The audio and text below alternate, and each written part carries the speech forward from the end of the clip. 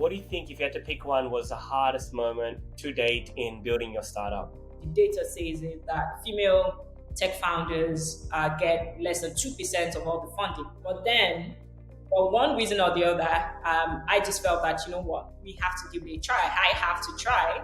So at the beginning, I was bootstrapping and I was using my life savings to build the company. But of course, that ran out quickly. It cost a lot of money to hire developers and keep a team. That was when I realized, okay, you know what, this data is actually real. And there were days that it felt like, you know what, this probably wasn't going to happen. I remember one particular day I was speaking to this prospective investor. I was done with my pitch. He was complimenting and saying, you know what, he understands this, he gets it. And definitely they're interested. But he wants to ask a question. And the question was, do I have a family? So I told him, yeah, I'm married, I have kids. And he was asking me, so how are you going to cope? If, you invest, you raise all this money, how are you going to cope with building a family and running a business? And that was one of the days that I felt it, and I finished the meeting, and I had to no, this is not right. Because I have never seen anyone ask, a male founder that, right? And again, it made me feel like, sometimes maybe it's actually not me. You know how it is when you're speaking to hundreds or tens of investors and you don't get positive feedback. You're wondering why, right? You obviously said you liked it. Why? And then getting that kind of feedback, asking me about family, how you're going to combine, and all. I felt, you know what, maybe it's actually true. It looks like the data is right. These are some of the concerns that people actually have, when people are thinking, how will female founders handle, business with families? But not forgetting that at the end of the day, what you need to be doing is betting on the founders to be able to overcome any challenges that would stop them from, achieving their goals, right, as a business.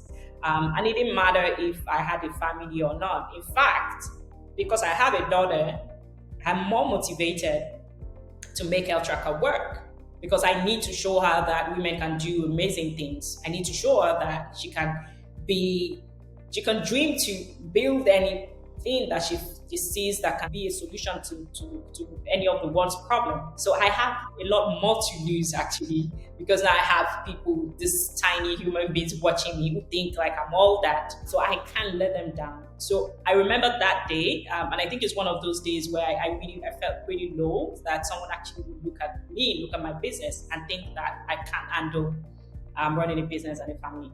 What's the one thing that founders should know about building a startup? Something that you don't read online, you maybe haven't said to anyone else in person, that's like, look, this is something you just have to know about.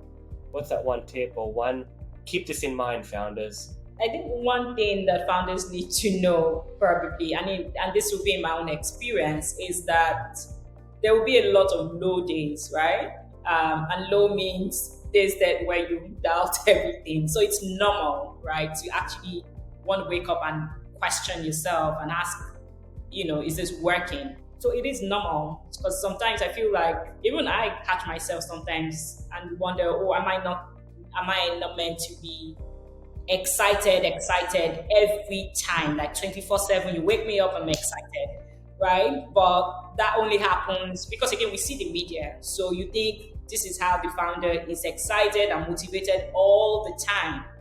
But what people don't show you is the times when they have to see their therapist, they have to go home and hug their family, they have to just, find an outlet because it just feels like there's just a lot going on. So there are low days, and it should be normal. It is normal. And what founders should be optimizing for is having more good days than bad days. But for the low days, the bad days, they're gonna come. They're normal and part of the process. And again, that's what great founders do. You keep solving your problems and just getting better at solving them. So, but again, it's normal. That's fantastic. Could you tell me, what do you think are some of your personal traits that make you such a good CEO? So, I mean, I'm the firstborn of my family, so I guess that helps. So I've always been driven and I've felt more responsible. I guess that makes me feel responsible as well. So, because I always feel responsible when things are not going great, it makes me want to fix problems, right? So, I think that also helps because if I exist in a situation where I can see that there's a problem, I want to fix it. Is part of the things that make me a great CEO. It's part of the things that make me a great leader. Another thing would be that I do not like to give up. I feel like I need to be done. And that helps because it just helps me to be very focused on achieving the goal that we have set. And until we have the result, then we can move on to the next thing. So that has also been helpful in this journey because trust me, there are many times when you just feel like, you know what, maybe this is a mistake, right? But remember again why we're doing this. I remember, the results we've gotten so far and how much we're improving health outcomes in Africa. Then we go back and show up again tomorrow.